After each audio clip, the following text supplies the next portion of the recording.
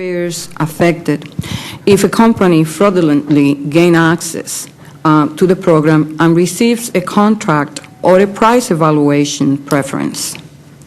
Well, certainly from a standpoint of this whole issue we're talking about here, they're ripped off from the standpoint of the wrong areas are being stimulated. I mentioned McLean, Virginia. McLean doesn't need any stimulation. McLean's a very wealthy area. Some of you may know, near the Tyson's Corner areas where some of these companies were.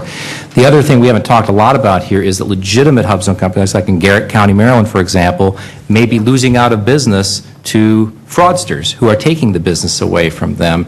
And from a price standpoint, in some cases, you might be paying more because you're limiting the competition, you're setting aside to a limited number of companies, or you're doing sole sourcing of this thing. So there's a number of reasons where taxpayers are not getting what they paid for. Thank you. Ms. Carranza, last year, the House passed H.R. 3867. In this legislation, we included a provision to require on-site verification of Hubzone status prior to the award of a second contract. The administration voiced their opposition to this provision, and I quote, "This provision will create a large burden on the Small Business Administration. The firms are already required to certify their status prior to award of a contract."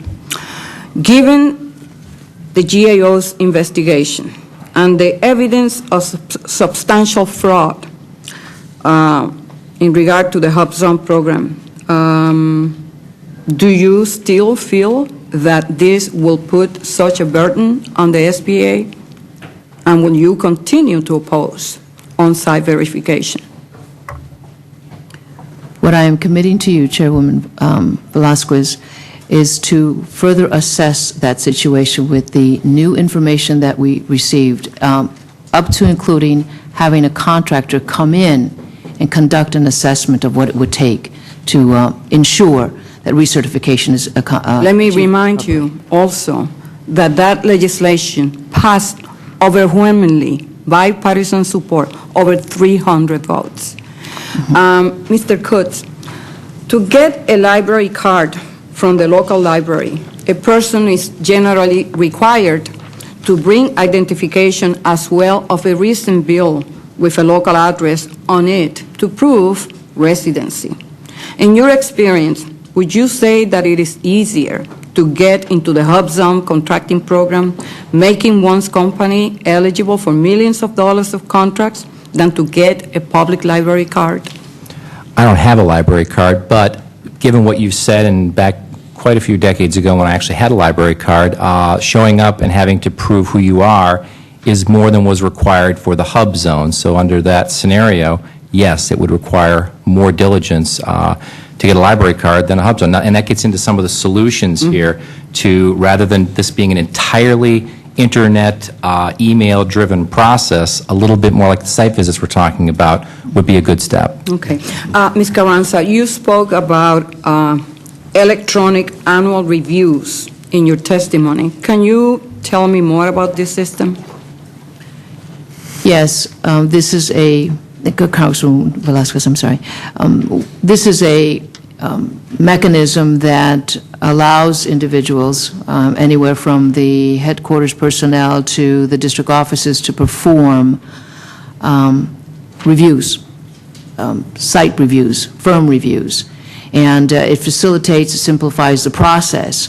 As I indicated earlier, we have reassessed that process because, again, we've allowed technology to manage the process versus the other way around. So it is exactly this sort of electronic system without verification that has caused the problems with the Hubzone program. Let me ask, Mr. Castro, while you haven't examined this program, can you tell us if you will be concerned about the potential for fraud using this type of annual reviews? Any system that's predicated on self-certified information without verification and validation is highly susceptible to fraud and abuse, particularly when millions, if not billions, of federal dollars are at stake. We sometimes use the term faith-based contracting, which is essentially a process where we kind of simply sit back and hope and pray that the company we're doing business with isn't ripping us off too badly. this is a situation where if you don't do due diligence and validate that you're getting what you're paying for, that those that you're paying are the ones that purport themselves to be, you are susceptible to fraud. So it does take more than the electronic system. Yes, ma'am.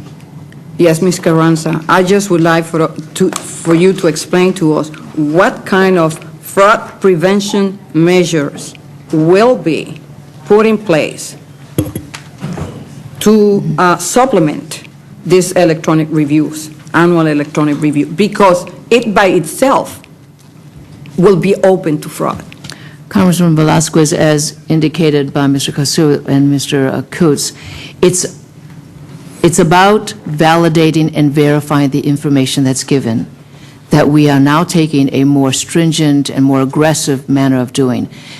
If a driver's license was required, or a utility bill for validation or verification of address was allowed, now we will ask for copies of the office lease. Now we will ask for much more in-depth and comprehensive documentation to validate and verify the information that's electronically shared with us. You're telling me that you're not going to rely only on annual electronic reviews? Exactly. Chairwoman, can I Yes, comment on that? Mr. Because Coates. verification is more than getting a copy of something. When we submitted our first application, they asked us for a copy of our lease. We dummied one up, faxed it to them, and they bought it. So validation means possibly maybe calling the lessor or doing something besides taking a piece of paper and saying, yep, I met the item on the checklist. So I think when we talk about verify and validate at this discussion here, it's more than simply requesting a piece of paper. And that gets Getting back in into the fax machine or emailing. especially by fax. Yeah. You know, a counterfeit driver's license by fax looks a lot better. It's harder to, you know, with the holograms on a driver's license, if you fax them in, you can't tell if it's a real license or not. How would you react to Mr. Coates' assessment?